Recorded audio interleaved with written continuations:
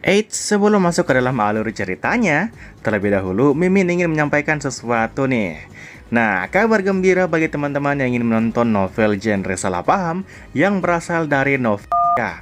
Soalnya Mimin telah mengupload videonya di halaman Traktir Mimin. Namun saat ini Mimin masih menyediakan dua folder dengan judul yang berbeda, yaitu Daniel Steiner dan juga Amael Jericho. Dan sekedar info tambahan, adegan 18 plus dari novel Amael Jericho telah Mimin ceritakan secara eksplisit. Jadi bagi teman-teman yang nonton di video itu, harap menggunakan earphone atau semacamnya. Soalnya Mimin bahkan menyebut benda lelaki dan perempuan secara jelas hingga adegan itu-itunya. Nah, lantas bagaimana cara mengaksesnya? Gampang saja, teman-teman tinggal klik link di kolom komentar yang Mimin sudah pin. Setelah itu pilih konten eksklusif dan silakan beli dengan jumlah gelas cendol yang telah ditentukan. Mimin akan update terus novel salah paham dari novel ini. Jadi ditunggu ya informasi berikutnya dari Mimin. Oke, itu saja, mari lanjutkan videonya.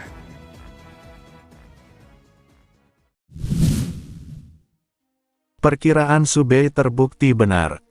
Pada hari berikutnya, pertandingan kedua mempertemukan Endless Ability Academy dengan Skydome Ability Academy.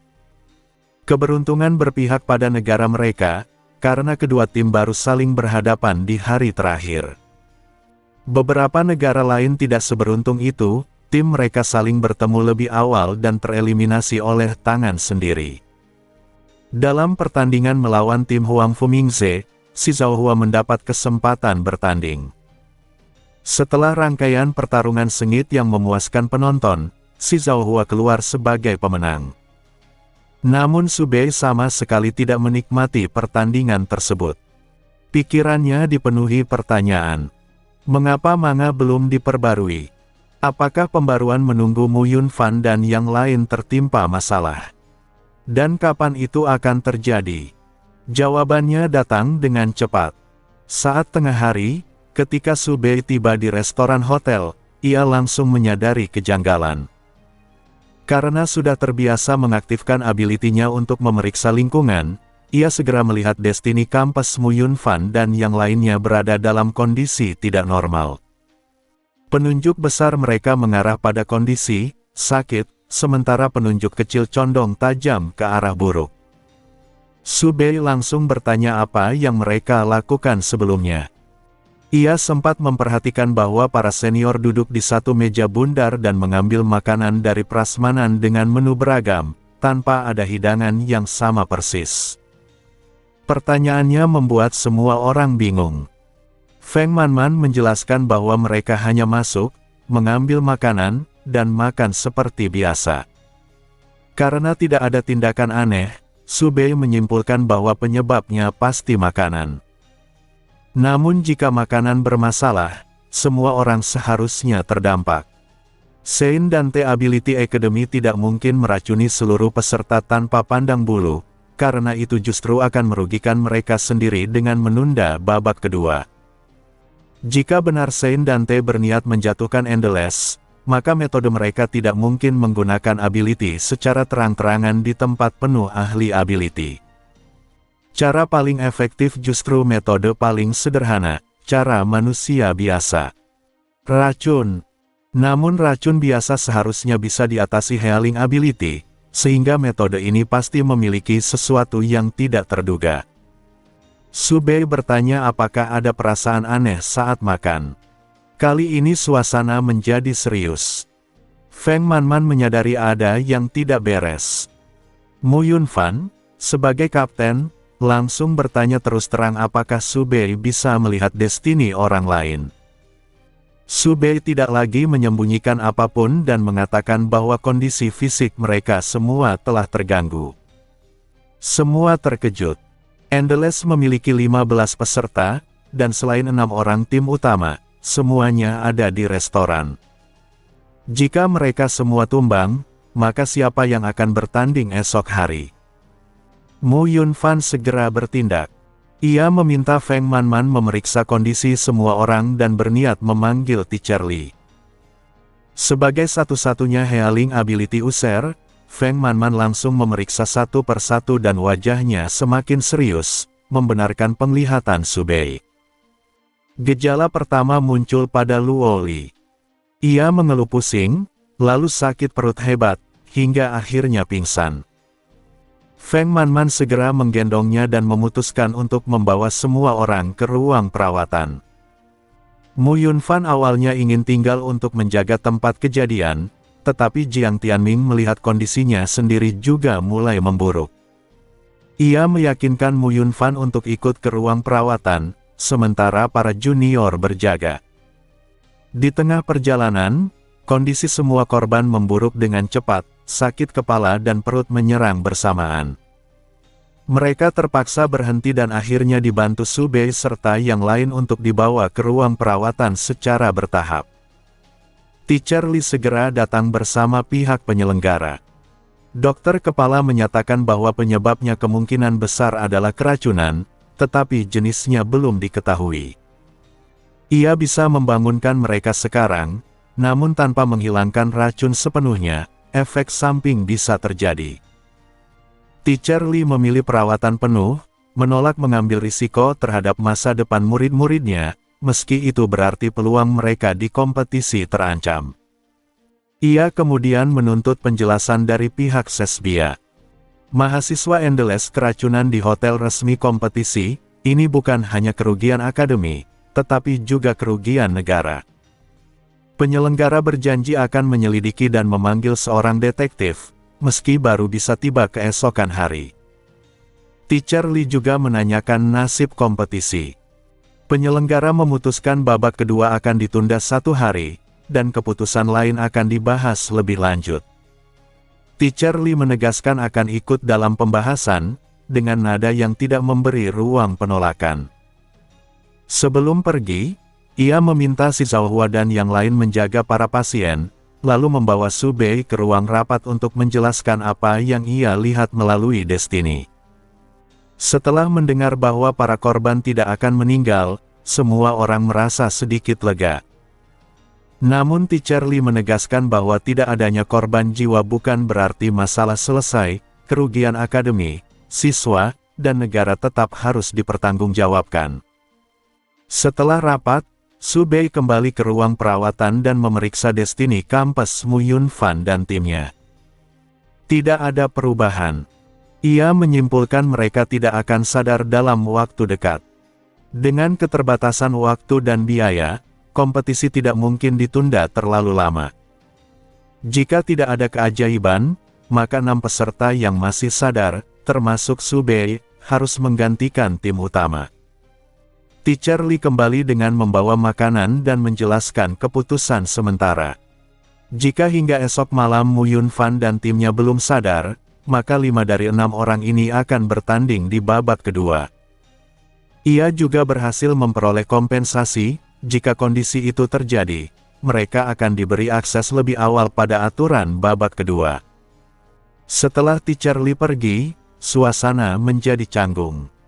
Wu Mingbai bertanya apakah Su Bei masih berniat mengalah dan duduk di bangku cadangan.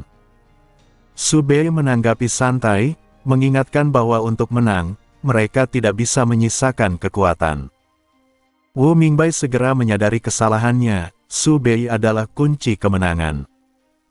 Kesadaran itu membuat semua orang terdiam. Jika Su Bei ingin bertanding, mereka tidak punya alasan untuk menolaknya. Jiang Tianming menghentikan pembicaraan, menyadari bahwa diskusi ini bisa memicu perpecahan. Ia yakin, seperti Teacher Li, bahwa kejadian ini adalah rencana yang sengaja dirancang untuk menjatuhkan Endeles dan memastikan Mu Yunfan serta timnya tidak bisa bangkit tepat waktu. Sesuai dugaan, hingga pukul 8 malam keesokan harinya, Mu Yunfan dan kelompoknya masih belum menunjukkan tanda-tanda sadar. Racun misterius yang masuk ke tubuh mereka membuat para dokter kebingungan dan tidak berani mengambil tindakan sembarangan. Yang aneh, meskipun berbagai ability terkait racun telah diperiksa, tidak satu pun cocok. Bahkan ability khusus untuk identifikasi pun gagal menemukan jawabannya. Dari situ, para dokter akhirnya menyimpulkan bahwa racun tersebut kemungkinan besar adalah racun manusia biasa, bukan racun berbasis ability. Namun kesimpulan itu datang terlambat. Waktu tidak lagi cukup untuk mengidentifikasi racun dan melakukan penanganan menyeluruh sebelum babak kedua dimulai. Di hari yang sama, detektif yang dipanggil akhirnya menemukan pelaku. Dengan bantuan ability, penyelidikan berjalan cepat. Hasilnya justru mengejutkan semua pihak, pelakunya bukan Sein dan The Ability Academy, melainkan sebuah akademi kecil dan tidak dikenal yang sebelumnya telah dieliminasi oleh Endless. Motif mereka cukup jelas. Akademi tersebut sudah kalah 2 kali, dan kekalahan telak 5-0 dari Endless benar-benar mengakhiri partisipasi mereka. Namun secara logika, mereka hanyalah akademi kelas bawah yang tidak pernah masuk 10 besar. Mengapa dendam mereka begitu besar? Dan mengapa hanya Endless yang mereka targetkan, padahal ada akademi lain yang juga mengalahkan mereka? Pertanyaan yang lebih besar lagi adalah bagaimana akademi kecil itu bisa menembus keamanan ketat dan meracuni makanan di restoran khusus peserta kompetisi Sesbia. Jelas ada dalang di balik layar. Detektif pun menyadari bahwa ini belumlah kebenaran sepenuhnya. Untuk menggali lebih dalam, mereka perlu memeriksa para peserta dari akademi tersebut. Namun sayangnya, para siswa itu sudah pulang ke negara asal mereka pada siang hari. Meminta negara mereka untuk mengirimkan kembali para siswa jelas membutuhkan waktu. Kasus keracunan terpaksa ditangguhkan, sementara kompetisi tetap harus berjalan. Teacher Lee kemudian mengumpulkan semua siswa yang masih sadar untuk membahas susunan tim babak kedua. Setelah menjelaskan situasinya dan melihat tak seorang pun langsung berbicara, ia menyampaikan keputusan tegas, para siswa boleh menentukan sendiri siapa yang akan bertanding. Namun jika mereka tidak mencapai kesepakatan, ia akan memilih 5 orang sendiri dan keputusan itu bersifat final. Dengan tim utama tumbang, Teacher Lee tidak terlalu peduli siapa yang maju. Dalam pandangannya, Endless hampir pasti tidak akan meraih juara pertama. Dengan peserta yang turun adalah siswa tahun pertama cadangan, hasil buruk pun tidak akan menimbulkan kritik. Ini adalah kondisi, tidak rugi, hasil bagus adalah bonus, hasil buruk tidak berdampak besar. Setelah berkata demikian, ia pergi untuk mengambil aturan babak kedua lebih awal dan memberi mereka waktu untuk berdiskusi. Jiang Tianming mengambil alih pembicaraan. Ia menyebutkan 3 nama yang wajib turun, Su Bei, Lan Subing, dan Si Zhaohua, karena ability mereka sangat cocok untuk tim battle. 2 slot tersisa akan diperebutkan oleh yang lain. Ia sengaja tidak memasukkan dirinya sendiri agar Wu Mingbai dan Qi Huang tidak merasa tertekan. Wu Mingbai langsung memahami maksudnya dan menyatakan bahwa Jiang Tianming juga wajib turun. Ia lalu mengusulkan agar dirinya dan Qi Huang yang menentukan siapa yang mundur. Namun sebelum keputusan diambil, Qi Huang meminta berbicara secara pribadi dengan Su Bei. Ia menanyakan satu hal penting, apakah Nightmare Beast akan membuat kekacauan di luar arena selama babak kedua. Su Bei menjawab tegas bahwa itu pasti akan terjadi. Jawaban itu cukup bagi Qi Huang. Setelah kembali ke ruangan, ia dengan tenang menyatakan bahwa dirinya tidak akan ikut bertanding dan memberikan slotnya kepada Wu Mingbai. Keputusan ini mengejutkan semua orang, karena Qi Huang dikenal ambisius dan sangat ingin bertarung. Ia menegaskan bahwa itu adalah pilihannya sendiri. Ia memiliki tujuan lain yang lebih ia inginkan. Sejak awal, Qi Huang selalu ingin membuktikan dirinya. Namun di kelas S, ia bukan yang terbaik, baik dalam ability maupun prestasi akademik, ia masih kalah dari Si Zhaohua. Ambisinya untuk menjadi presiden OSIS Endless terasa semakin sulit tercapai. Dari saran Feng Manman, ia menyadari bahwa satu-satunya jalan baginya adalah reputasi. Jika ikut babak kedua, bahkan bila menang, prestasi itu adalah hasil kerja tim dan tidak cukup menonjol. Sebaliknya, jika ia tetap berada di luar arena dan menghadapi kekacauan Nightmare Beast secara langsung, ia memiliki peluang, sekecil apapun, untuk bersinar sendiri. Ia memilih mengejar peluang itu. Keputusan Qi Huang diterima semua orang. Dengan satu orang mundur secara sukarela, susunan tim pun selesai tanpa konflik. Kekuatan Su Bei tetap diperlukan, dan semangat kompetitif kelompok Jiang Tianming tetap terjaga. Tak lama setelah itu, kesadaran Manga kembali memberi notifikasi pembaruan. Di kamar asrama, Su Bei membaca isi chapter terbaru. Cerita menampilkan insiden keracunan Mu Yunfan dan kelompoknya, penyelidikan detektif, serta perawatan medis, semua sesuai yang ia ketahui. Namun ada dua hal baru. Pertama, alasan Qi Huang memilih tidak bertanding akhirnya dijelaskan dengan jelas. Su Bei memahami tekadnya dan diam-diam menghargai keberaniannya mengejar ambisi dengan menghadapi risiko nyata. Kedua, Manga memperlihatkan percakapan Nightmare Beast di atap, termasuk God Nightmare Beast dan Brain Nightmare Beast. Mereka menyadari bahwa seseorang mengetahui rencana mereka, namun memilih tidak bertindak karena takut rencana besar mereka terbongkar. Pembaca dengan cepat menebak bahwa sosok itu adalah Su Bei. Forum pun dipenuhi diskusi tentang dirinya. Mayoritas pembaca yakin Su Bei mengetahui rencana Nightmare Beast, tetapi memilih diam. Reaksi pembaca cenderung positif, dan Su Bei pun merasa cukup tenang. Tak lama kemudian, Teacher Lee mengirimkan aturan babak kedua. Para peserta akan masuk ke dalam sebuah ilusi. Mereka harus mengeliminasi Nightmare Beast dan peserta lain untuk mendapatkan poin. Eliminasi peserta memberi 5 poin, Nightmare Beast tingkat rendah 1 poin, tingkat menengah 3 poin, dan tingkat tinggi 10 poin. Jika seseorang dieliminasi, setengah poinnya akan berpindah ke pihak yang mengalahkannya. Aturan ini membuka banyak kemungkinan strategi, termasuk menyerah dan menyerahkan poin demi bertahan hidup.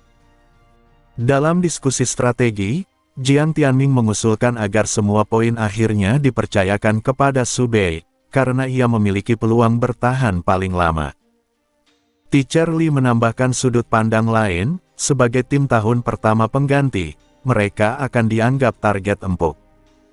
Justru karena itu, lawan mungkin akan membiarkan mereka menggemuk lebih dulu sebelum membunuh mereka untuk mengambil poin. Karena itu, Teacher Lee menyarankan mereka mempertahankan citra lemah dan bertahan hingga tahap akhir. Dengan semakin sedikit lawan, ability tertentu, terutama milik Su Bei, akan semakin efektif. Targetnya bukan juara pertama, melainkan peringkat yang layak. Terakhir, Teacher Lee memberi nasihat khusus pada si Zhao Hua. Kemampuan terbang dari Angel memang kuat, tetapi juga bisa menjadi kelemahan. Banyak akademi sudah menyiapkan alat anti terbang. Si Zhao Hua pun mengangguk dan berjanji akan berhati-hati, meski itu berarti sedikit menurunkan kekuatannya. Teacher Lee melanjutkan pengarahan strategi dengan menasihati Wu Mingbai. Ia menjelaskan bahwa ability elemen dasar seperti miliknya telah dipelajari secara luas di berbagai akademi. Pada tahun pertama, para siswa belum mendapat pelatihan spesialis. Itu baru dimulai di tahun kedua, sehingga Wu Mingbai harus mengandalkan gerakan tak terduga saat menghadapi lawan. Wu Mingbai memahami maksud itu. Ability elemen terlalu umum. Tanpa kekuatan mutlak, kemenangan hanya bisa diraih lewat taktik. Kepada Lan Subing, Teacher Lee memberi instruksi agar Wild Spirit sering digunakan di awal, tetapi dalam versi lemah. Lawan belum mengetahui kekuatan sebenarnya. Sebagai siswa tahun pertama, ability yang tampak lemah tidak akan menimbulkan kecurigaan dan justru menurunkan kewaspadaan musuh. Ia lalu menasihati Jiang Tianming dengan pendekatan serupa, agar hanya menggunakan sebagian dari ability miliknya. Terakhir, Teacher Lee menatap Su Bei dan bertanya apakah ia akan bertindak bersama tim atau bergerak sendiri. Untuk mempertahankan citra lemah, seharusnya mereka bergerak bersama di awal, karena tim lemah biasanya tidak memisahkan diri. Namun sebagai pemegang poin, Sube memiliki lebih banyak pilihan. Sube menjawab tanpa ragu bahwa ia akan bergerak sendiri. Ia tidak berniat bersama tim. Mengikuti kelompok tokoh utama memang mempercepat keterlibatan plot, tetapi risikonya lebih besar. Bergerak solo, meski tanpa invisibility charm, justru memberinya ruang lebih aman untuk mengamati situasi. Teacher Lee menyetujui, tetapi mengingatkan agar Sube tetap menunjukkan keberadaan. Jika ia sepenuhnya menghilang dan dianggap memiliki kartu truf, lawan yang tak bisa menemukannya bisa saja melampiaskan serangan pada tim Endless lainnya. Sube memahami peringatan itu. Ia tidak bisa sekadar bersembunyi, ia harus tetap terlihat, tetapi tidak mengancam. Teacher Lee kemudian menoleh ke Qi Huang, satu-satunya yang tidak ikut bertanding. Ia menyatakan bahwa akademi akan memberi kompensasi dan menawarkan bantuan lewat ability, mutual learning, yang mempercepat penguasaan teknik. Qi Huang menerimanya dengan penuh semangat dan berterima kasih. Setelah Teacher Lee pergi, Jiang Tianming mengajak semua orang membahas cara membuat akademi lain menurunkan kewaspadaan dan menganggap mereka bukan ancaman. Wu Mingbai menyeringai, menyatakan itu keahliannya. Keesokan harinya, lebih dari 50 tim berkumpul di tengah arena. Host menjelaskan aturan babak kedua. Kemenangan ditentukan dengan menyingkirkan seluruh peserta akademi lain. Membunuh, di sini hanya bersifat ilusi, kesadaran dieliminasi, sementara tubuh tetap aman, mirip permainan VR. Kasus keracunan tim utama Endless sudah diketahui banyak pihak.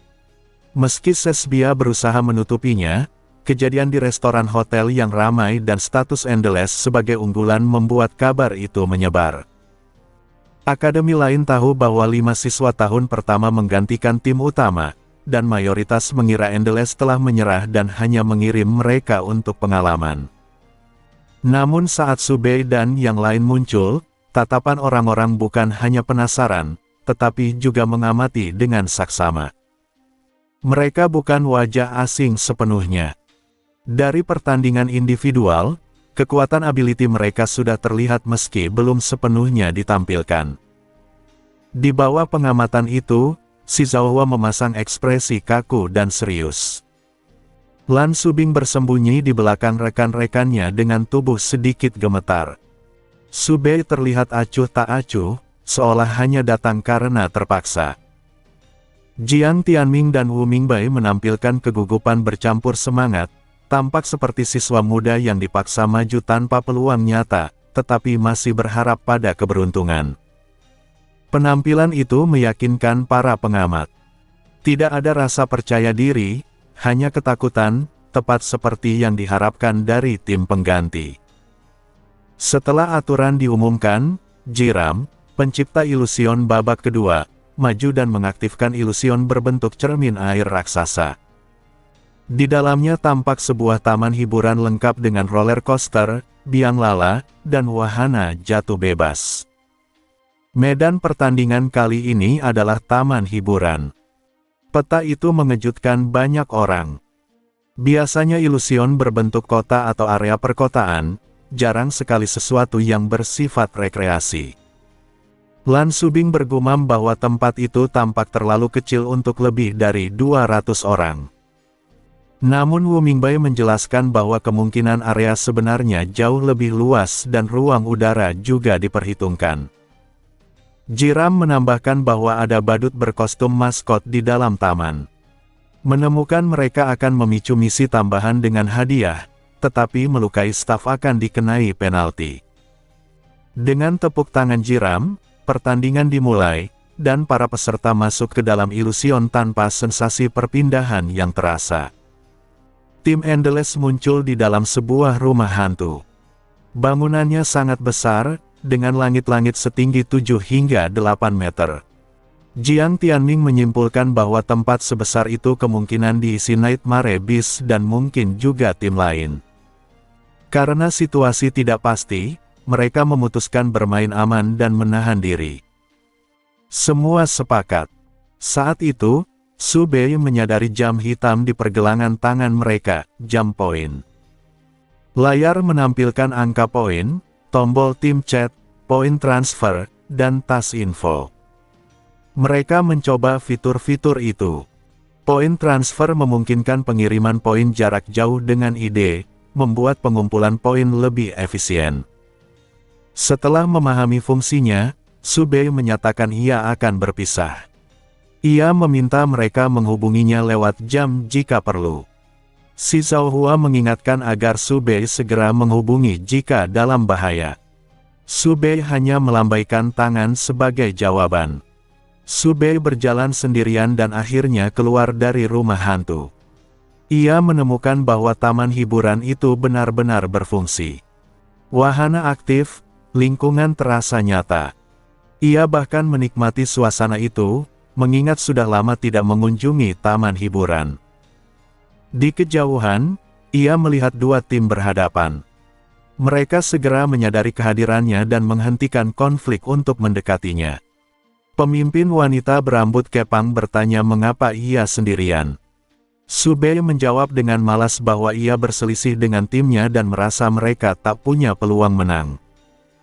Alasan itu masuk akal bagi mereka.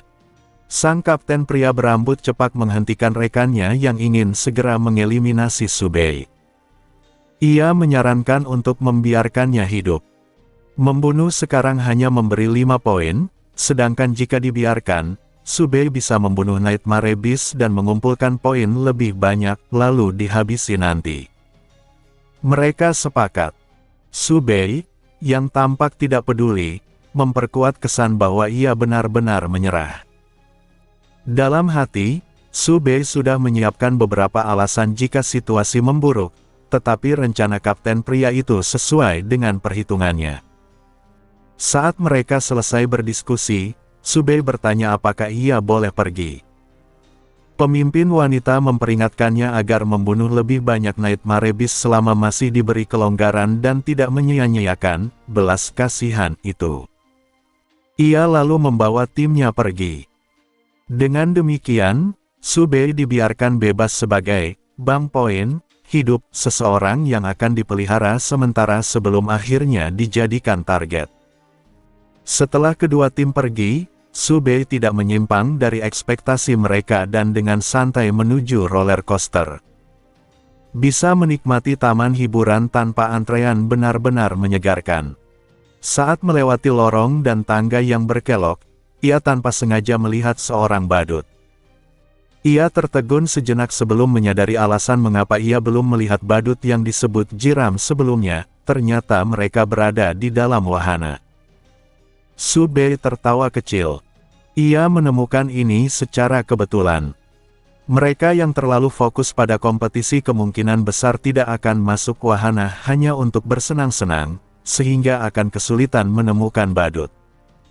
Ia segera mengirim pesan ke obrolan tim lewat jam poin, memberitahu bahwa badut berada di dalam wahana, lalu mendekati badut tersebut.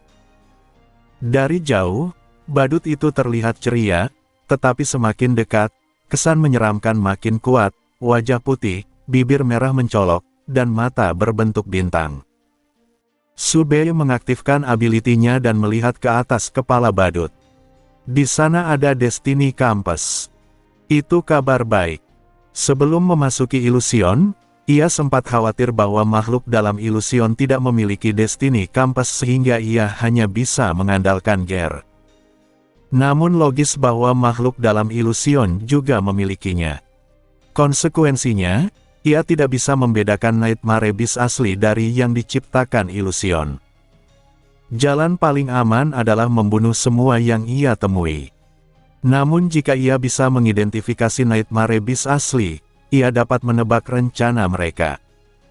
Sebelum Subei sempat bertanya, badut itu menyapanya dengan suara pria yang ceria dan teatrikal, menawarkan bantuan. Subei langsung bertanya apakah tugas yang ia ambil bisa dikerjakan oleh anggota tim lain. Badut menjawab bisa, lalu menambahkan informasi penting, poin dari tugas tidak akan berkurang karena alasan apapun. Hal itu membuat Subei terkejut. Poin tugas tidak bisa ditransfer dan tidak akan hilang meski pemiliknya dieliminasi. Dibandingkan poin dari membunuh lawan atau Nightmare Beast, poin tugas jauh lebih unggul. Subei tanpa ragu meminta tugas. Badut mengambil jamnya dan memindainya ke mesin. Tugas muncul. Mengendarai roller coaster 1 kali dan mengeliminasi 1 Nightmare Beast selama perjalanan, dengan 3 kesempatan. Hadiahnya 10 poin tetap dan 1 kesempatan menampilkan posisi peringkat pertama. Badut menjelaskan bahwa tugas tidak bisa diulang setelah berhasil dan hanya 10 tim yang bisa mengambilnya. Ini berarti perlombaan waktu. Subei langsung memulai tugas. Badut memasangkannya sabuk pengaman dan menjalankan wahana. Selama perjalanan pertama, Subei memindai sekitar dengan mental energi, tetapi tidak menemukan Nightmare Beast di jalur atau di sekitarnya.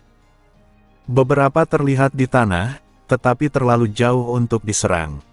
Ia menyimpulkan bahwa Nightmare Beast mungkin bersembunyi. Ia mencoba lagi dan memeriksa kereta sebelum berangkat.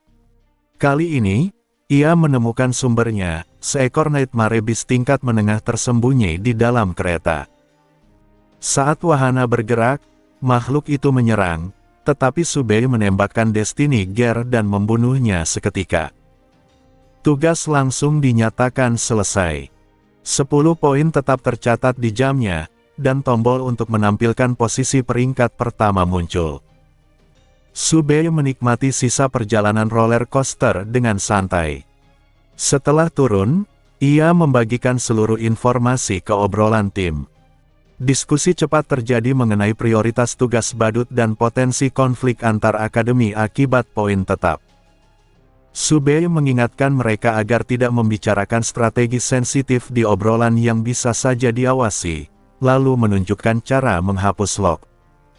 Ia kemudian meninggalkan area tersebut. Namun di luar wahana, ia dihadang oleh sebuah tim dari akademi yang tidak ia kenali. Kapten mereka menuntut informasi tentang tugas yang ia ambil. Subei menanggapi dengan santai, menyatakan ia hanya ingin bermain. Tim itu tidak percaya dan mulai mengejek Endless yang tim utamanya tumbang. Seorang anggota mendesak untuk segera mengeliminasi Subei. Saat kapten mereka hendak bertindak, Subei menembakkan gear dan melukai leher sang kapten, membuatnya hampir mati sebelum disembuhkan oleh rekan setimnya. Subei menyatakan bahwa ia tidak keberatan dieliminasi, tetapi oleh tim lemah seperti mereka itu memalukan. Serangan tunggal itu membuat mereka menyadari kesenjangan kekuatan dan mengurungkan niat. Saat mereka hendak pergi, suara lain menghentikan mereka. Elvis muncul bersama timnya. Ia menyindir bahwa pihak yang semula mengancam kini justru menjadi yang lemah. Tim Elvis dengan cepat melumpuhkan kelompok itu.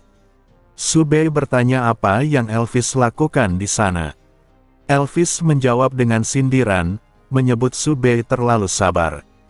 Subei menanggapi dengan menembakkan gear ke arah kelima anggota tim lemah itu, melukai mereka, lalu meminta Elvis membiarkan mereka pergi karena eliminasi awal tidak menguntungkan.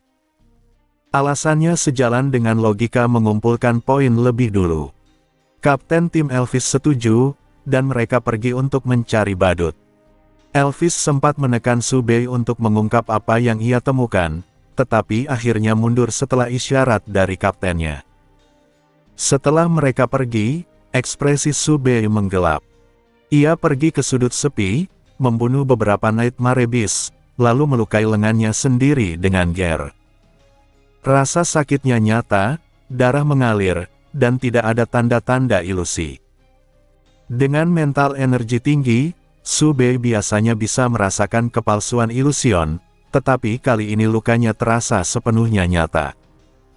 Padahal sejak awal dikatakan bahwa tubuh asli tidak terluka. Kesimpulan mengerikan muncul di benaknya, mungkin ini bukan sekadar ilusion mental.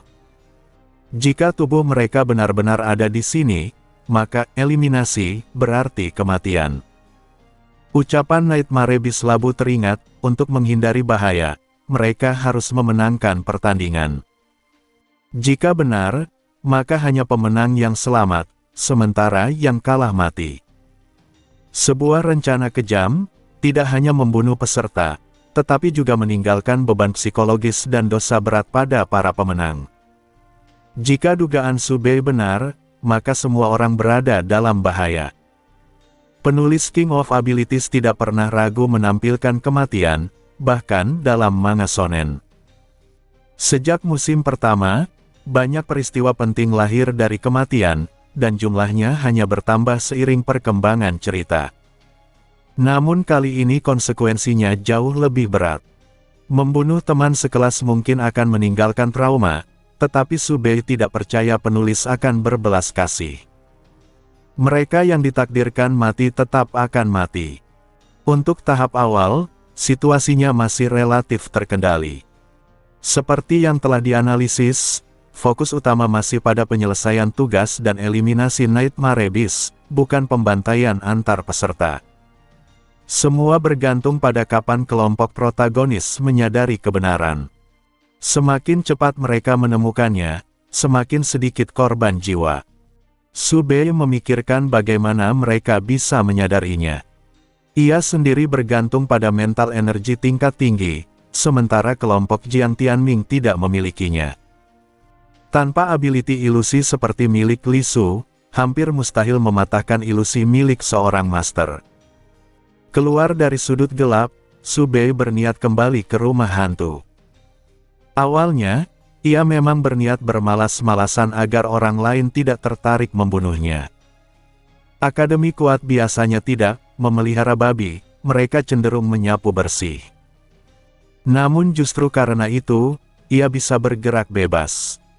Eliminasi sebelumnya tidak terlalu ia pedulikan, bahaya ada di dalam maupun luar, dan ia selalu bisa mencari alasan. Ia sempat khawatir eliminasi terlalu awal akan terasa janggal bagi alur cerita. Namun dengan informasi yang sudah ia bagikan dan ancaman besar yang mengintai, pembaca kemungkinan tidak akan peduli. Sekarang keadaannya berbeda. Ia tidak bisa dieliminasi. Jika eliminasi berarti kematian, maka ia harus bertahan sampai akhir, entah sebagai satu-satunya pemenang atau dengan mematahkan ilusi ini. Dengan kelompok protagonis berada di dalam arena, pilihan pertama hampir mustahil. Satu-satunya jalan adalah menghancurkan ilusi. Namun mematahkan ilusi Jiram sangat sulit, bahkan dengan mental energi setinggi miliknya. Jika Nightmare Beast tidak bodoh, mereka pasti sudah menyiapkan langkah balasan. Meski pada akhirnya akan gagal, mereka masih bisa merepotkan kelompok protagonis. Subei tidak bisa lagi berkeliaran sembarangan. Melarikan diri di dalam ilusi sulit, dan sebagai target Nightmare Beast, ia akan diburu tanpa ampun. Di luar ilusi mereka tidak punya peluang, tetapi di dalam ilusi, ia seperti ikan di atas talenan. Dibandingkan area terbuka, rumah hantu jauh lebih aman. Sebagai titik awal kelompok protagonis, kemungkinan besar sebagian besar Nightmare Beast di sana sudah dibersihkan. Ia bisa menumpang tinggal sementara. Kegelapan total memberinya rasa aman. Ia berencana berdiam di sana sampai pertandingan berakhir. Sebagai karakter yang tidak direncanakan penulis, ia punya kebebasan untuk memilih apakah akan terlibat dalam alur utama atau tidak. Namun tidak ikut alur tidak berarti aman. Ikut pun belum tentu lebih baik. Manga shonen sering membunuh anggota kelompok protagonis. Karakter yang terikat pada alur justru lebih sulit lepas dari kendali penulis dibanding dirinya. Duduk di atas tengkorak raksasa, Subei merenung. Bermalas-malasan tidak berarti diam tanpa persiapan. Rumah hantu hanya relatif aman, bergantung pada kegelapan dan celah informasi. Itu jauh dari tempat super aman seperti Saint Spirit Sky Banyan tempat ia pernah bersembunyi. Nightmare Beast atau peserta lain bisa saja muncul dan menemukannya. Untuk tempat persembunyian serapu ini, menyiapkan jalan keluar adalah keharusan. Di dalam ilusi ini, satu-satunya pelarian adalah keluar dari ilusi itu sendiri. Ia bukan pengguna ability ilusi. Bahkan dengan mental energi tinggi, mematahkan ilusi master tetap meragukan. Namun setidaknya itu memberinya tujuan agar tidak membuang waktu. Akademi telah mengajarkan teori tentang ilusi.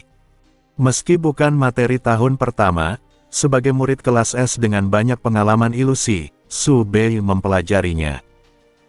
Ada 3 cara menghadapi ilusi, menyelesaikan tugas termasuk tugas tersembunyi, mematahkannya secara paksa, atau menemukan mata formasi. Cara kedua mustahil. Jiram, yang dipilih Sesbia untuk ronde kedua, adalah jenius ilusi. Pada usia 18 atau 19 tahun, bahkan dengan ability ilusi dan mental energi tinggi, hampir tidak mungkin mematahkannya secara frontal. Dari 2 pilihan tersisa, Su Bei hanya bisa mencoba yang ketiga. Tugas yang diketahui adalah mengeliminasi semua peserta. Tugas tersembunyi membutuhkan keterlibatan besar dalam penyelesaian tugas dan pembunuhan Nightmare Beast. Ia tidak punya kebutuhan mendesak untuk itu. Maka targetnya jelas, mencari mata formasi.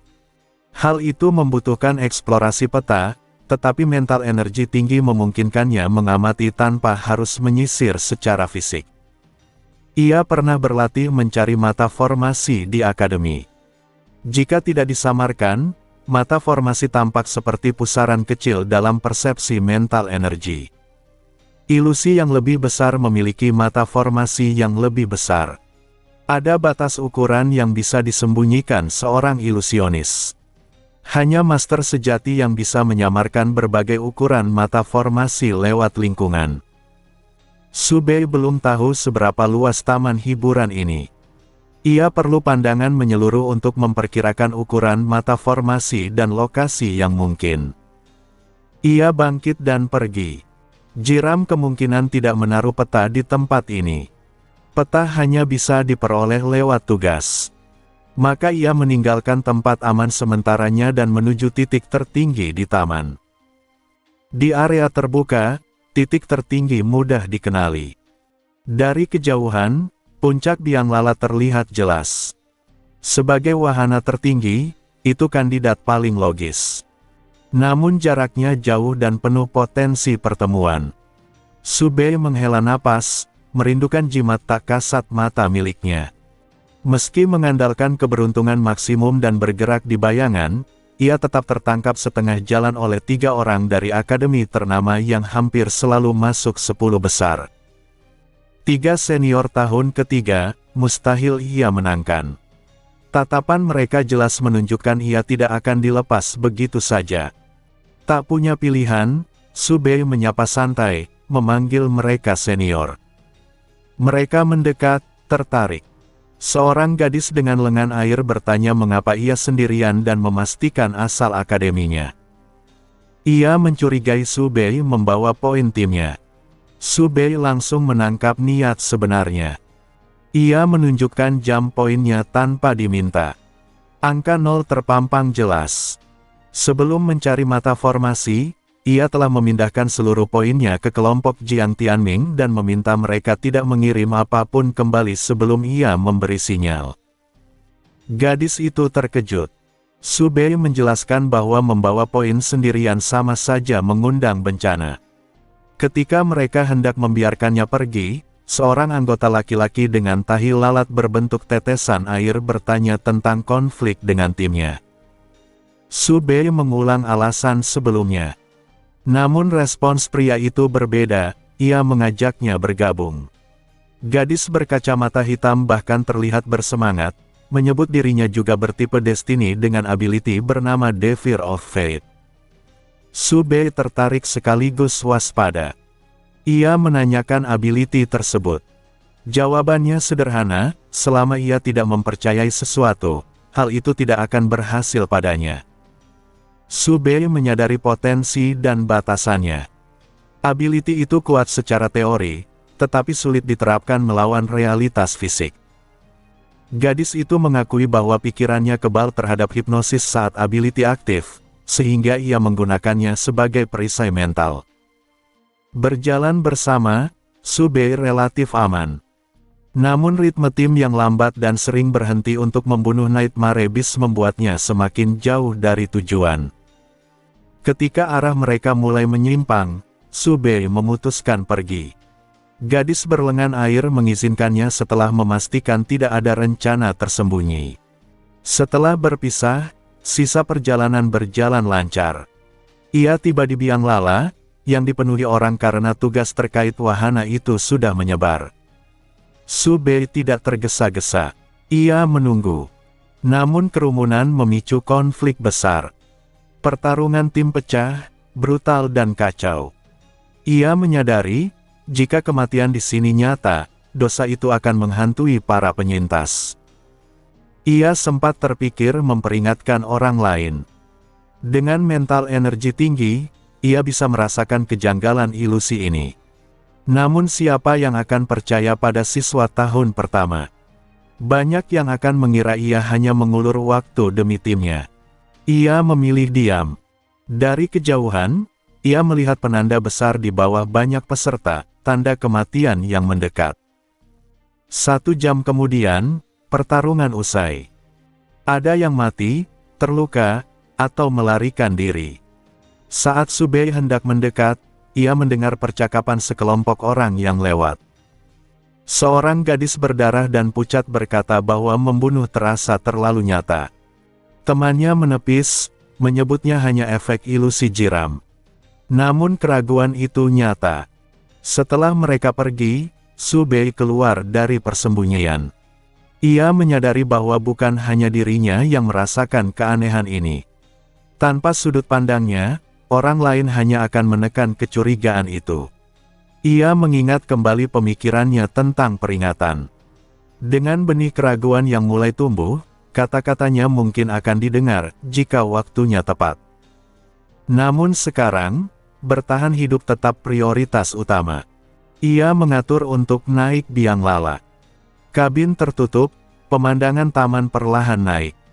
Di puncak, Subei mengamati seluruh area, menghafal peta taman dalam benaknya. Ia tidak berniat berlama-lama. Wahana ini terlalu mencolok, terlalu syarat potensi konflik. Terjebak di sini bisa membuatnya menjadi korban pertama. Di ketinggian itu, ia memanfaatkan waktu singkat untuk mengukur skala taman dan memperkirakan lokasi mata formasi ilusi. Seperti yang dikatakan Jiang Tianming, taman hiburan ini sangat luas dan terbagi menjadi 4 zona, masing-masing seukuran taman hiburan kecil. Luasnya area berarti mata formasi ilusi juga pasti besar.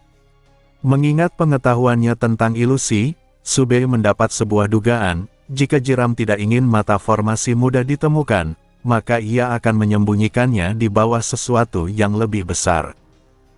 Dari sudut pandang Biang Lala, bangunan besar yang terlihat mencakup rumah hantu, sirkus, akuarium, dan kolam arus. 2 rumah hantu berada di sisi kiri dan kanan taman, dan kelompok Subei muncul di rumah hantu sebelah kiri. Setelah 2 kali naik Biang Lala dan memastikan pengamatannya menyeluruh, ekspresi Subei berubah aneh. Ia mulai mencurigai bahwa mata formasi berada di rumah hantu tempat mereka pertama kali muncul. Segala sesuatu yang berkaitan dengan kelompok protagonis sering menyimpan petunjuk dari autor. Menemukan jalan keluar di titik awal justru terasa logis.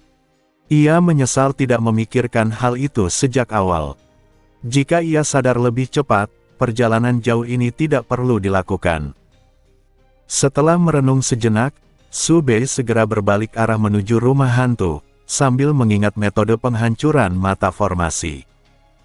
Secara teori, caranya sederhana, menempatkan kunci, baik benda maupun makhluk, tepat di pusat mata formasi. Menemukan pusatnya relatif mudah. Jika benar berada di rumah hantu, lokasi tengahnya bisa ditemukan dengan beberapa percobaan. Masalahnya adalah menentukan apa atau siapa kuncinya. Ini menjadi persoalan sulit, tetapi demi kelangsungan hidup, Subei harus mencobanya. Catatan tersembunyi Destiny menyebutkan bahwa kunci biasanya bersifat menyeluruh, entah sesuatu yang paling mewakili konsep ilusi, atau sesuatu yang hadir di mana-mana. Keduanya mungkin. Konsep utama taman hiburan adalah kebahagiaan yang diwujudkan lewat wahana permainan, namun benda-benda itu terlalu besar untuk dipindahkan. Maka pikirannya beralih pada satu kemungkinan lain. Badut, gumam Subei, lalu berbalik menuju biang lala. Di pos badut yang kini sudah tidak memiliki tugas, tempat itu tampak sepi. Saat melihat Subei kembali, badut itu tersenyum lebar dan menyapanya dengan ramah. Subei langsung bertanya apakah badut hanya bisa berada di sana atau dapat bergerak ke tempat lain. Badut mengangguk jujur, mengatakan bahwa setelah tugasnya selesai, ia bebas bergerak. Ia tetap di sana sebelumnya hanya karena Subei terus menaiki wahana. Kecurigaan Subei semakin kuat. Dengan sopan, ia mengundang badut itu ke rumah hantu di sisi barat. Badut bereaksi berlebihan dengan bahasa tubuh dramatis dan langsung menyetujui undangan itu. Namun Subei menilai berjalan bersama terlalu mencolok. Ia meminta mereka berpisah dan bertemu di sana. Badut setuju tanpa bertanya alasan, dan menetapkan waktu 3 jam. Dengan stamina ability User, jarak itu bisa ditempuh dalam sedikit lebih dari 1 jam. Saat Subei pergi, badut mengingatkannya agar tidak melanggar janji. Subei berjanji tidak akan melakukannya. Dalam perjalanan kembali, Subei merenungkan ucapan badut tersebut. Ia teringat peringatan Jiram di awal tentang tidak menyakiti staf taman. Saat itu ia mengira itu hanya peringatan bercanda tentang properti ilusi, tetapi kini ia bertanya-tanya apakah membuat badut sedih juga termasuk menyakiti. Ia tidak berniat menguji konsekuensinya sendiri. Di sisi lain, Subei juga memikirkan rencananya untuk menyebarkan kebenaran tentang ilusi demi keuntungan. Tanpa sistem siaran, ia tidak bisa menjual informasi itu secara langsung. Mendatangi orang satu persatu terlalu berbahaya, dan membawa informasi berharga tanpa kekuatan berarti hanya mengundang masalah. Untuk mendapatkan keuntungan, ia butuh anonimitas dan perantara yang aman. Badut yang bisa bergerak bebas memberinya harapan. Ia bukan target perburuan poin, bersikap ramah, dan mungkin mau membantu. Dengan janji bertemu di rumah hantu, Subei berniat membahas hal ini setelah memastikan mata formasi. Dalam perjalanan, Subei membunuh Nightmare Beast level rendah dan mulai merasa lapar. Sejak masuk pukul 8 pagi, kini sudah pukul 1 siang. Ia memutuskan memanggang daging di tempat. Aroma makanan segera menarik perhatian peserta lain. Subei dengan jujur mengakui bahwa kemampuan memasaknya buruk dan mempersilakan orang lain memasak dengan peralatannya. Seekor Nightmare Beast sebesar sapi cukup untuk dibagi. Beberapa peserta mengenal Subei dari Endless Ability Academy dan meminta izin menggunakan panggangan dengan syarat mereka membawa daging sendiri. Subei menyiratkan bahwa makan makanannya berarti berutang budi. Seorang anggota tim perempuan memahami maksudnya dan berjanji tidak akan mengganggunya sampai tahap akhir kompetisi. Di bawah pengawasan siaran langsung, Subei percaya janji itu akan ditepati. Setelah makan, Subei segera pergi. Ia masih memiliki janji 3 jam dengan badut, dan perjalanan langsung ke rumah hantu membutuhkan lebih dari 1 jam. Saat tiba, badut sudah berada di depan rumah hantu, dikelilingi peserta yang ingin mengambil tugas. Subei menunggu sampai kerumunan berkurang sebelum mendekat. Awalnya, Subei berencana menipu badut untuk berkeliling hingga memicu mata formasi. Namun ia menyadari bahwa jika badut adalah kunci, badut akan menyadarinya. Jika itu terjadi, satu-satunya jalan keluar Subei adalah langsung keluar dari ilusi. Ia tidak tahu apa akibat membuat badut marah, tetapi nalurinya mengatakan itu berbahaya. Karena itu, ia memilih kejujuran. Ia mengatakan bahwa tujuan utamanya mengundang badut adalah untuk memecahkan mata formasi. Badut menolak memecahkannya, menyatakan bahwa taman ini menyenangkan dan ia belum ingin selesai bermain. Namun ia tetap bersedia membantu Subei melakukan apa yang dibutuhkan. Setelah beberapa kali berputar di bagian tengah rumah hantu bersama badut, sebuah suara retakan terdengar, dan pusaran ungu muncul di bawah kaki badut. Subei memahami bahwa itulah jalan keluar ilusi. Hanya dirinya yang bisa menggunakannya. Ia tidak langsung masuk, menepati janjinya. Pusaran itu tidak akan hilang sampai ia benar-benar pergi. Setelah itu, Subei mengutarakan tujuan keduanya, menjual informasi penting kepada peserta lain tanpa harus muncul sendiri. Ia meminta badut menyampaikan tawaran informasi seharga 500 poin dan mengarahkan pembeli ke pusat rumah hantu. Badut setuju, dengan imbalan sederhana, Subei harus berusaha hidup bahagia setiap hari. Subei tidak berjanji berlebihan dan hanya mengatakan akan mencoba. Badut pergi untuk menyebarkan informasi, menyebutkan bahwa sebagai staf, ia memiliki hak istimewa kecil. Subei kemudian menyiapkan lokasi penyimpanan informasi. Ia mengukirnya pada anak tangga pertama di bawah tangga pusat rumah hantu, tempat yang tidak mudah ditemukan tanpa niat mencari. Dengan begitu, informasi tidak akan bocor gratis. Setelah selesai, Subei segera pergi untuk menghindari risiko. Ia menyadari bahwa setelah informasi tersebar, orang-orang mungkin akan memburunya, baik untuk memverifikasi kebenaran maupun demi poin. Bersembunyi, Subei memeriksa jam tangannya. Poin timnya tercatat 670, angka yang cukup besar untuk seseorang yang tampak lemah. Tidak lama kemudian, angka itu melonjak menjadi 1170. Seseorang telah membeli informasinya. Subei tersenyum puas. Dalam 1 menit, ia memperoleh poin yang setara dengan kerja keras kelompok Jiang Tianming selama berjam-jam. Di tahap ini, poin hanya berguna untuk peringkat. Kompetisi ini pada akhirnya hanya akan berakhir dengan kemenangan kelompok protagonis, atau tidak berakhir sama sekali. Selama setengah jam bertengger di atas pohon, Subei mendengar bunyi pemberitahuan dari Manga Consciousness yang menandakan pembaruan manga. Waktu pembaruan ini membuatnya merenung. Ia menilai bahwa autor sengaja membagi kompetisi menjadi 2 babak, babak pertama sebagai pertandingan standar, dan babak kedua sebagai pecahnya rencana Nightmare Beast secara penuh. Subei menyimpulkan bahwa taman hiburan ini tidak akan lama lagi menjadi tempat paling berbahaya. Para peserta perlahan akan menyadari bahwa kematian di dalam ilusi ini adalah kematian nyata. Setelah mengetahui kebenaran itu, mereka tidak akan lagi sembarangan membunuh, karena melanjutkannya berarti pembunuhan sadar, yang hanya bisa dibenarkan selama masih dalam ketidaktahuan. Sebagian besar Nightmare Beast kemungkinan berada di luar, menghadapi para guru setelah menyadari ada yang tidak beres. Dunia Nightmare Beast juga mungkin mengirim bala bantuan. Di dalam ilusi, Subei tidak tahu berapa banyak Nightmare Beast asli yang ada, tetapi ia yakin mereka sudah menyiapkan rencana cadangan untuk menghadapi terbongkarnya kebenaran. Dari sudut pandang Nightmare Beast, Subei memikirkan langkah apa yang akan diambil ketika ability user menyadari bahwa kematian di dalam ilusi bersifat nyata. Jawabannya jelas, mereka akan merusak atau menutup metode pelarian.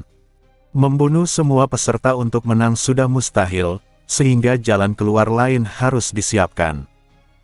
Para siswa tidak akan diam menunggu guru menyelamatkan mereka.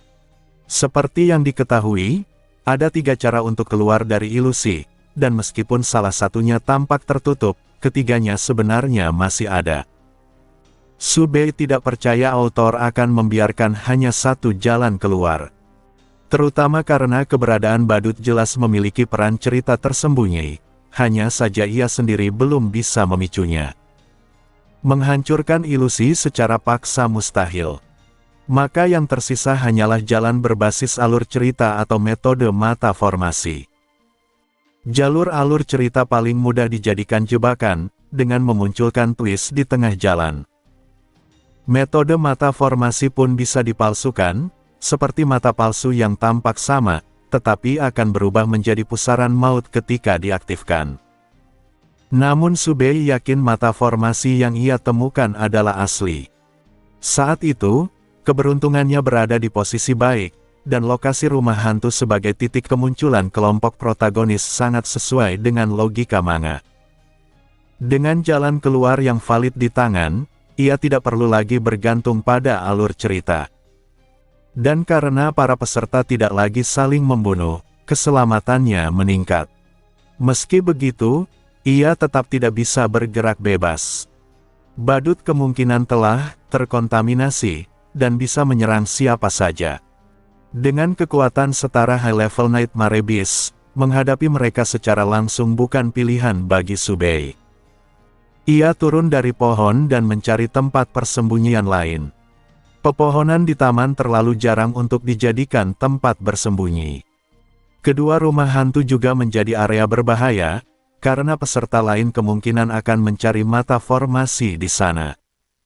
Akhirnya, Subei memilih kereta wisata yang mengelilingi taman. Meski tampak terbuka, kereta ini bergerak terus, berhenti di 5 stasiun selama 2 menit, dan tidak memiliki staf. Dengan berada di udara dan terus bergerak, ia bisa menghindari badut dan tidak menarik perhatian. Ia segera naik kereta. Dari dalam kabin, ia bisa melihat peserta dan Nightmare Beast dengan jelas, ada yang bertarung, ada yang menuju rumah hantu yang berisi petunjuk darinya. Melihat jam tangannya, poin Subei telah menembus 2000. Banyak yang membeli informasi darinya. Dalam 1 jam, badut berhasil menarik banyak pembeli. Karena informasi itu tidak dibatasi untuk disebarkan ulang, kabar tersebut segera menyebar luas. Subei bersantai di kabin, menunggu perkembangan. Tanpa alat komunikasi atau buku catatan, ia hanya bisa mengingat kembali pengetahuan tentang ilusi. Ia tahu bahwa runtuhnya ilusi tidak secara langsung melukai orang di dalamnya, tetapi efek samping seperti gempa atau ledakan bisa mematikan. Ia khawatir akan pengulangan tragedi seperti di pulau fiksi. Bedanya, di sini ia tidak bisa menemukan Destiny, taman hiburan. Namun ia sudah menyiapkan jalan keluar, jika terjadi kehancuran, ia bisa pergi lebih dulu. Tiba-tiba, jam tangannya berbunyi. Jiang Tianming meminta 500 poin untuk sebuah tugas intel. Subei segera menyadari bahwa tugas itu pasti informasi miliknya sendiri. Ia tertawa kecil dan mengirimkan poin tersebut tanpa ragu. Setengah jam kemudian, kelompok Jiang Tianming membagikan informasi itu. Mereka memastikan bahwa ilusi ini memang cacat. Percakapan berlanjut hingga mereka menyadari bahwa Subei sudah mengetahui semuanya sejak awal. Pertanyaan mulai mengarah padanya, termasuk dugaan bahwa intel dari badut adalah miliknya. Ketika Wu Mingbai bertanya apakah para guru bisa melihat semua ini, Subei tersadar bahwa pertandingan ini disiarkan langsung. Semua tindakannya kemungkinan terekam. Meski begitu, ia bersikeras bahwa apa yang ia lakukan adalah hal yang benar. 2 jam kemudian, poin Subei melonjak hingga 7.750 dan berhenti bertambah. Informasi sudah tersebar luas, dan tidak ada lagi pembeli. Saat itulah rencana cadangan Nightmare Beast dimulai. Subei mendengar kekacauan di bawah, badut mengejar peserta dengan gergaji mesin. Ketika salah satu badut diserang, ia meledak, dan ledakan itu terasa nyata bahkan dari kabin kereta. Barulah Subei memahami mengapa para peserta hanya berlari.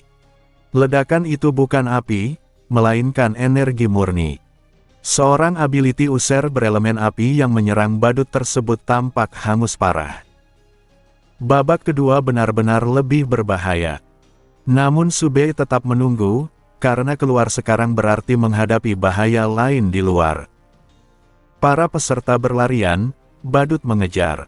Ability user yang bisa terbang berada di posisi paling aman. Si Zhaohua terlihat melayang dengan sayap putihnya.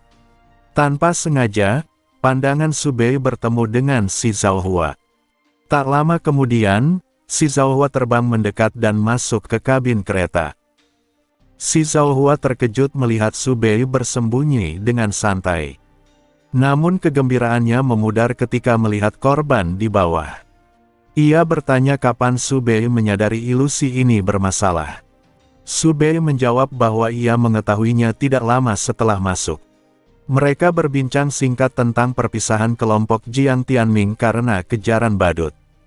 Si Zhaohua kemudian menjelaskan bahwa badut mulai membantai setelah seseorang berbohong kepadanya, katanya, itu adalah kebohongan ke-10, sehingga badut masuk ke mode pembersihan.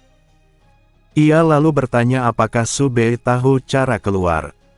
Su Bei tidak menjawab secara langsung, hanya mengatakan bahwa metode yang ada sudah mereka pelajari. Menyadari Su Bei menyimpan solusi namun enggan berbagi, si Zhaohua memutuskan pergi. Sebelum pergi, ia menanyakan jumlah poin. Ketika mendengar Su Bei memiliki sekitar 7.700 poin, ia terkejut, jumlah itu hampir cukup untuk membawa mereka ke peringkat pertama sendirian. Namun situasi saat ini membuat semua poin itu mungkin tidak berarti. Su Bei menerimanya sebagai pencapaian pribadi. Setelah si Zhaohua pergi, Su Bei turun dari kereta dan menuju kembali ke rumah hantu. Dengan keberuntungan maksimal dan pemahaman pola kejaran badut, ia berhasil mencapai pusat rumah hantu tanpa dikejar. Ia bersembunyi di dalam peti harta karun berhias tengkorak, siap melarikan diri kapan saja melalui mata formasi. Namun tepat saat itu, jam tangannya berbunyi lagi.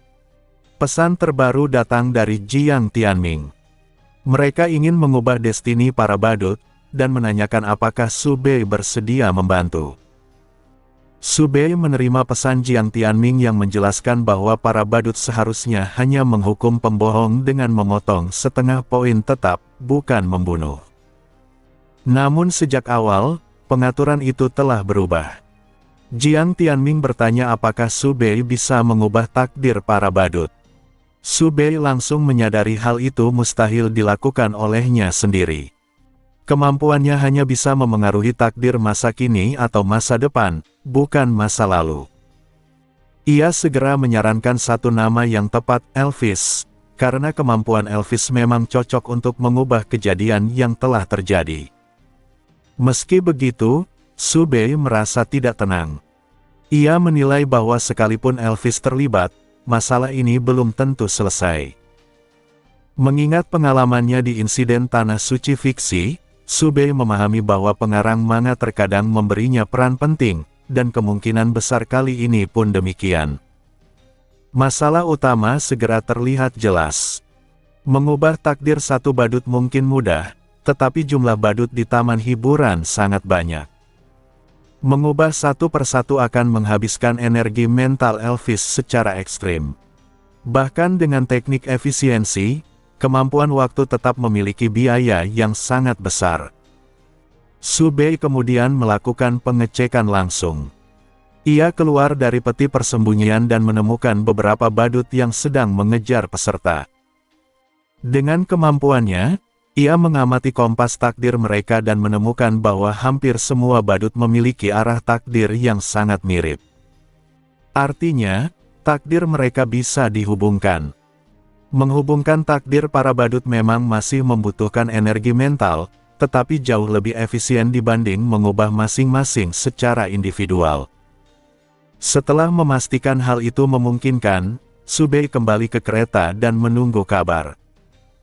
Tak lama kemudian, Wu Mingbai menghubunginya dan meminta bantuan untuk menghubungkan takdir para badut agar Elvis cukup mengubah satu saja. Su Bei menyetujui. Si Zhaohua segera menjemput Su Bei. Dalam perjalanan, ia menyampaikan bahwa badut berjanji akan mengirim semua orang keluar dari ilusi jika takdir mereka diperbaiki. Mendengar itu, Su Bei justru merasa curiga. Ia menyatakan bahwa harapan tersebut terlalu optimistis dan bahwa semuanya tidak akan berakhir semudah itu. Saat berkumpul kembali, Subei mengungkapkan bahwa meski takdir badut diperbaiki, hasil akhirnya tetap buruk. Elvis mempertanyakan kejujuran badut, tetapi Jiang Tianming menegaskan bahwa badut tidak berbohong. Masalahnya bukan kebohongan, melainkan celah makna. Jiang Tianming akhirnya menanyakan secara langsung, apakah tempat keluar dari ilusi sama dengan tempat mereka masuk. Badut itu akhirnya menjawab tidak. Artinya, keluar dari ilusi berarti masuk ke tempat lain yang tidak diketahui. Situasi menjadi suram. Jika mereka keluar, mereka bisa saja jatuh ke perangkap yang lebih berbahaya. Namun membiarkan badut mengamuk juga mustahil. Jiang Tianming memutuskan tetap memperbaiki pengaturan badut agar mereka berhenti menyerang, lalu menunggu bantuan guru. Subei, yang melihat takdir semua orang tidak menunjukkan tanda keberhasilan, menyimpulkan bahwa rencana ini tetap akan gagal. Ia memperkirakan bahwa memperbaiki takdir badut justru akan memicu pemindahan seluruh peserta ke ruang lain, kemungkinan dunia Nightmare Abyss. Ia memutuskan mundur. Saat Lan Subing menggunakan kemampuan kata roh untuk memanggil semua badut dan Subei menghubungkan takdir mereka, ia diam-diam menjauh. Ketika ditanya hendak kemana, ia menjawab bahwa ia akan pergi bermain sebentar lagi, tanpa berbohong di hadapan badut.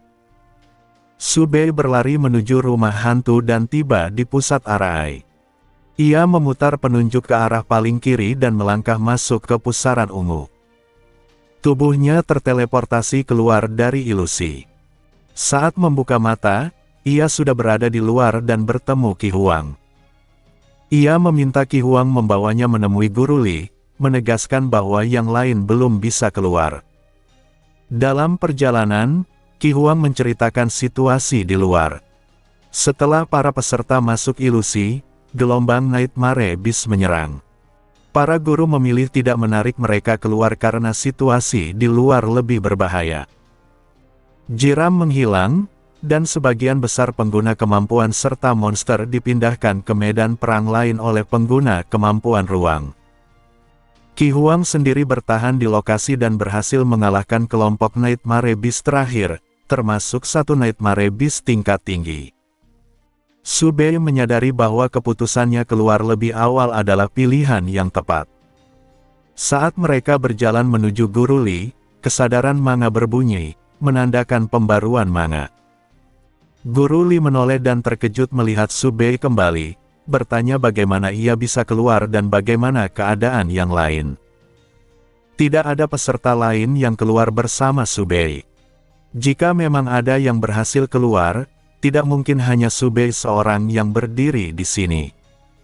Bahkan jika ada yang dikirim untuk melapor kepada guru, Subei jelas bukan pilihan pertama. Subei kemudian menjelaskan secara ringkas seluruh kejadian di dalam ilusi. Ia menyebutkan bahwa membunuh di dalam ilusi berarti kematian nyata, bahwa para badut mengaktifkan mode pembersihan, dan bahwa Jiang Tianming serta yang lainnya berhasil menyelesaikan masalah badut hanya untuk menghadapi masalah baru yang lebih berbahaya.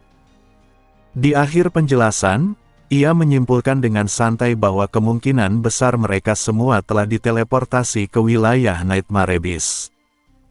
Ia menyampaikan semuanya dengan efisien, menyembunyikan detail yang merugikan dirinya, terutama fakta bahwa ia keluar melalui inti Arai tanpa memberitahu yang lain. Walaupun ia tahu bahwa metode itu kemungkinan hanya bisa digunakan olehnya, menjelaskannya di dunia manga hanya akan terdengar seperti alasan. Mendengar penjelasan itu, ekspresi Guru Li menjadi sangat muram. Qi Huang pun menunjukkan keterkejutan dan kemarahan. Fakta bahwa kematian di ilusi adalah kematian nyata sudah cukup mengerikan. Aturan kompetisi yang mengharuskan eliminasi dengan cara membunuh berarti seluruh sistem telah cacat sejak awal. Para peserta yang lolos ke babak kedua adalah talenta terbaik. Kehilangan satu saja sudah merupakan tragedi bagi sekolah masing-masing. Kehilangan semuanya akan menjadi bencana besar bagi dunia kemampuan. Dengan suara bergetar, Guru Li bertanya berapa banyak siswa yang masih hidup di dalam ilusi saat Su Bei keluar. Berdasarkan pengamatannya dari kereta taman hiburan, Su Bei memperkirakan masih ada lebih dari 100 orang. Karena kekacauan terjadi relatif cepat, jumlah korban tidak sebanyak yang mungkin terjadi. Meski setengah peserta telah tewas, itu masih jauh lebih baik daripada kehancuran total yang sempat dibayangkan Guru Li. Setelah menarik napas dalam, ia segera menenangkan diri dan memutuskan untuk melaporkan kejadian ini ke pihak atasan. Ia meminta Su Bei menghubungi Guru Meng dan menjelaskan situasinya. Su Bei dan Qi Huang pun menelepon Meng Huai. Sejak awal, Meng Huai sudah merasa firasat buruk. Su Bei hampir tidak pernah meneleponnya secara sukarela. Tanpa basa-basi, Su Bei dan Qi Huang menjelaskan seluruh kejadian, baik di dalam maupun di luar ilusi. Meng Huai segera memahami langkah yang harus diambil. Ia mengatakan bahwa pimpinan kemungkinan akan segera menjemput mereka.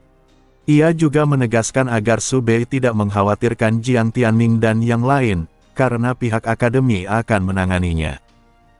Tugas Su Bei adalah memastikan Mu Yunfan dan yang lainnya kembali dengan aman. Su Bei lalu menanyakan perkembangan kasus peracunan. Meng Huai menjawab bahwa pelakunya telah ditangkap dan penyelidikan awal mengarah ke Sein dan The Ability Academy sebagai dalang, meski bukti lebih kuat masih dibutuhkan. Jawaban itu sesuai dengan dugaan Su Bei sejak awal. Setelah panggilan berakhir, Su Bei menyatakan akan kembali ke kamar untuk beristirahat dan meminta Qi Huang tidak menghubunginya kecuali benar-benar darurat. Qi Huang menyindirnya dengan jengkel, mengulang reputasi terkenal Su Bei yang enggan dipanggil dalam situasi apapun. Su Bei justru menyetujuinya dengan bangga. Di kamar, Su Bei langsung membaca manga. Ia tidak merasa lelah sama sekali. Dibandingkan peserta lain, perjalanannya ke ilusi lebih mirip liburan. Manga telah diperbarui dengan 2 chapter. Chapter pertama menampilkan babak kedua kompetisi secara normal, dengan nuansa mengerikan dari badut dan efek darah yang terlalu realistis, tetapi tanpa mengungkap cacat sejak awal.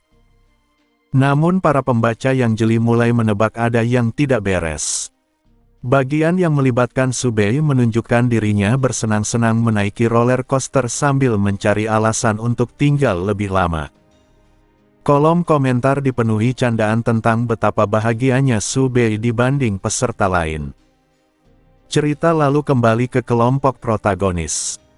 Mereka sengaja berpura-pura lemah dan terus dikejar, terutama oleh tim Sein dan The Ability Academy yang berniat membasmi mereka sepenuhnya. Meski kekuatan mereka kalah, Jiang Tianming menggunakan strategi. Lan Subing menggunakan Wild Spirit untuk menciptakan ilusi keberadaan mereka, menguras sedikit energi mental. Jiang Tianming lalu memasang Immortal Binding Rope, disamarkan oleh Wu Mingbai dengan tanah dan batu, serta menambahkan lingkaran cahaya merah, kemampuan baru Jiang Tianming yang memungkinkan satu serangan digandakan ke semua lingkaran. Dengan strategi ini, tim Sein dan Te yang unggul secara individu tetap kalah. Meski metode itu bisa dipatahkan jika diantisipasi, Jiang Tianming menyerang secara mendadak setelah ilusi, membuat lawan tak sempat bereaksi. Sein dan The Ability Academy pun dieliminasi sepenuhnya. Su Bei menyadari bahwa balas dendam telah terjadi di dalam kompetisi, meski secara resmi Endless Ability Academy tetap akan menuntut keadilan atas peracunan di luar kompetisi. Kecurigaan Jiang Tianming terhadap kematian nyata muncul dari keberadaan mayat. Jika itu hanya tubuh mental, seharusnya mayat tidak tersisa. Bau darah dan realisme berlebihan menimbulkan dugaan mengerikan, mereka mungkin telah membunuh orang sungguhan. Lan Subing mengucapkan dugaan itu, dan nada manga langsung berubah dingin. Di luar ilusi, diperlihatkan bahwa Nightmare Beast telah menyabotase mesin penahan, melepaskan Black God Nightmare Beast dan gerombolannya. Guru Li dan para guru lain mulai merasakan kejanggalan saat menyaksikan kematian yang terlalu nyata melalui cermin air. Saat mencari Jiram untuk konfirmasi, mereka menemukan bahwa ia telah menghilang. Kembali ke ilusi, kelompok protagonis menyadari bahwa mereka harus mencari bukti sebelum bertindak. Mereka membeli informasi dari badut dan akhirnya memastikan kebenaran, membunuh di ilusi berarti kematian nyata. Chapter berakhir dengan reaksi pembaca yang meledak-ledak.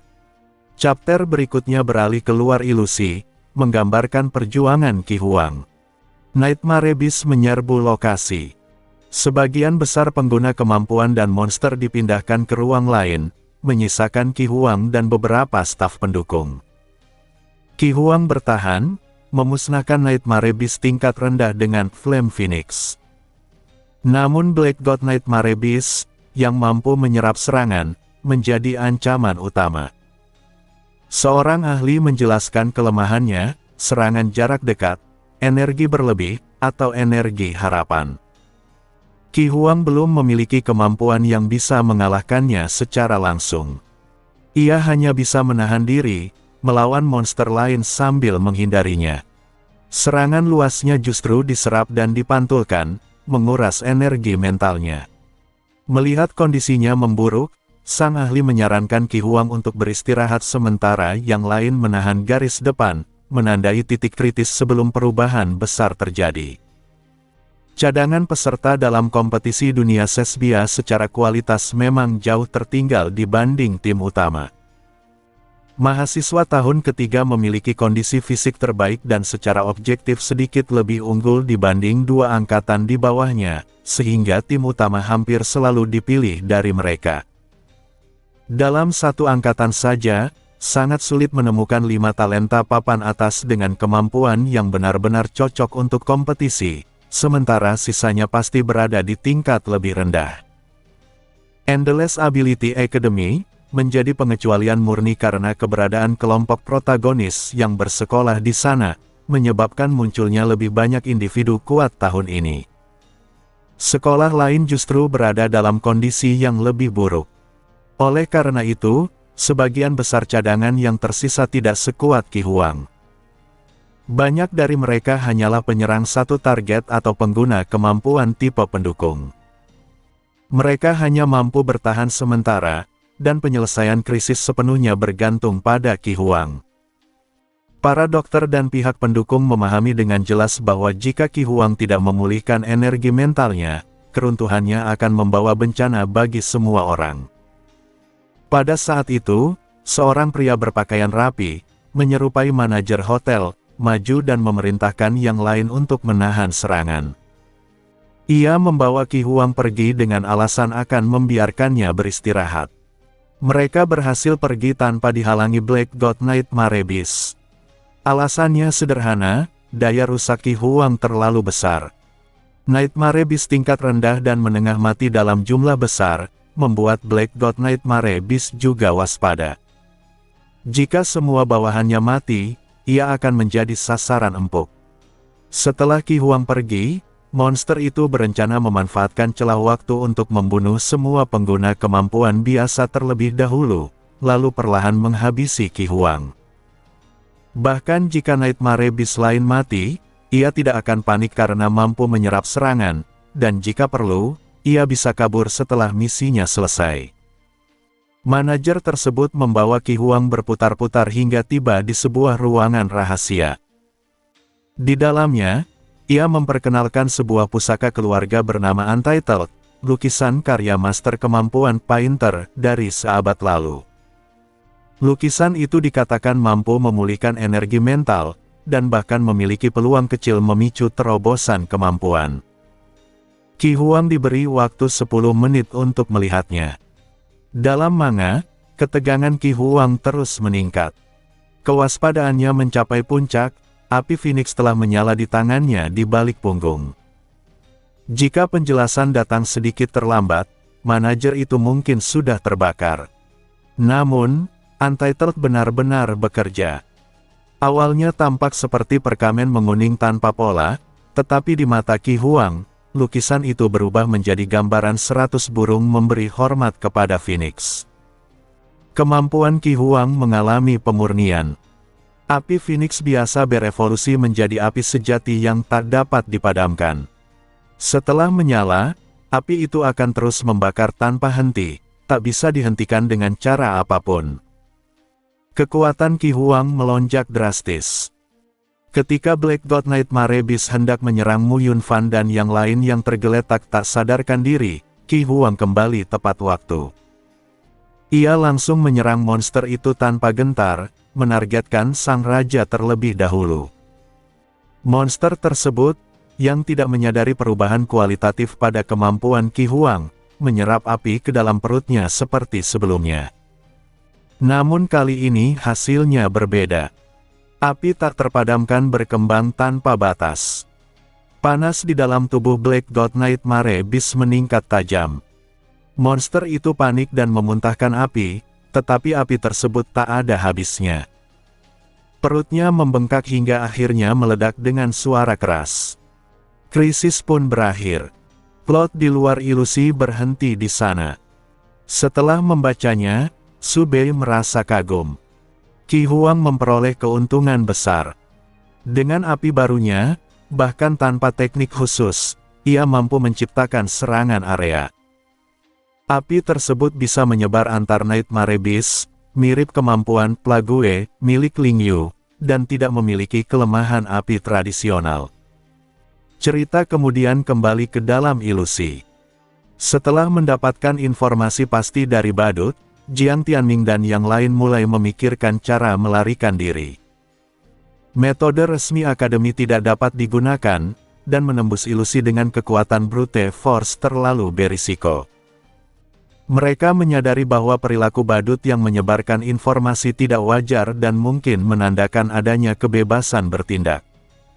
Sebelum melangkah lebih jauh, mereka memberitahu Su Bei. Dalam panel obrolan, terungkap bahwa Su Bei sudah lama mengetahui masalah badut pembunuh, dan badut pengungkap kebenaran adalah pengaturannya. Kilas balik memperlihatkan bagaimana ia menemukan kejanggalan tersebut. Sementara itu, banyak peserta lain yang juga membeli informasi. Setelah menyadari bahwa mereka telah membunuh banyak orang, sebagian runtuh secara mental. Sebagai pelajar yang belum pernah membunuh sebelumnya, rasa bersalah menghancurkan mereka. Sebaliknya, kelompok protagonis menerima kenyataan dengan cepat dan langsung menyusun strategi. Elvis dan Huang Fu Mingze juga bergerak. Huang Fu Mingze mencoba menerobos ilusi dengan kekuatan, sementara Elvis mencari inti arai. Jiang Tianming dan yang lain berkeliling taman hiburan, berbicara dengan para badut, hingga menyadari bahwa badut tampaknya membimbing mereka menuju sesuatu. Akhirnya, kebenaran terungkap, badut memandu kebohongan. Berbohong pada badut memicu mode pemusnahan. Dalam mode ini, badut akan mengejar target dengan gergaji, dan jika terpojok, meledakkan diri dengan daya hancur besar. Lan Subing menggunakan Wild Spirit untuk mengembalikan badut dari mode tersebut, memecahkan masalah secara permanen. Diketahui bahwa mode pemusnahan ditambahkan tepat sebelum kompetisi. Jika semua badut dipulihkan, mereka bisa mengirim semua orang keluar. Namun energi mental Lan Subing tidak cukup, sehingga mereka memikirkan Su Bei dan Elvis. Setelah bekerja sama, mode pemusnahan para badut berhasil diakhiri. Namun, tepat setelah itu, langit ilusi berubah menjadi lubang hitam raksasa yang menyedot seluruh siswa. Manga berakhir di sana. Setelah membaca semuanya, Su Bei menyadari ada sesuatu yang janggal. Metode pemindahan ini sangat mirip gaya organisasi Black Flash. Ia mempertimbangkan kemungkinan kolaborasi antara Black Flash dan Nightmare Beast, menyadari bahwa jika itu benar, maka seseorang telah sepenuhnya meninggalkan kemanusiaannya.